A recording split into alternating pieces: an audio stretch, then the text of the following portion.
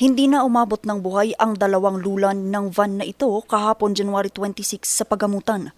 Ang sinasakyan kasi nilang van nahulog sa 200 metrong lalim na bangin sa Sitio Dakap, Barangay Ampukaw sa Itogon, Benguet, pasado alas 8 ng umaga. Ayon sa Itogon PNP, galing daw sa Ampukaw ang mga biktima para magsundo ng kanilang mga kaanak para dumalo sa isang kasal sa Baguio City.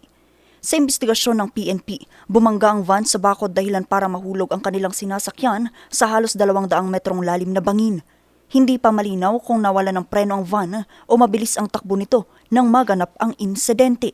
Sa lahat po ng minamahal nating mga motorista, lalong-lalo na sa mga taga-Itogon at mga bisita na dumadaan at pumupunta dito sa area ng Itogon, simpleng paalala lang po mula sa kapulisan ng Itogon. Unang-una po, siguraduhin po natin na tayo bilang driver ay nasa maayos na kondisyon, hindi nakainom, walang nararamdamang na kahit na anong sakit sa katawan.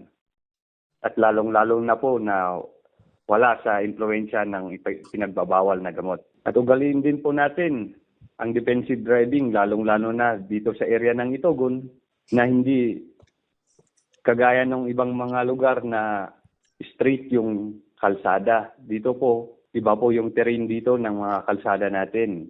May biglang pakyat, biglang liko, para maiwasan po natin ang aksidente o anumang disgrasya. Samantala, sugatan naman ang isang 25 anyos na lalaking rider matapos sumalpok ito sa kasalubong na taxi bandang alas 9 ng gabi kagabi January 26 sa Interior A, Balakbak sa Baguio City. Base sa report ng Baguio City Police Office, nawalan ng kontrol ang rider sa pakurbang bahagi ng kalsada hanggang sa bumangga ito sa taxi.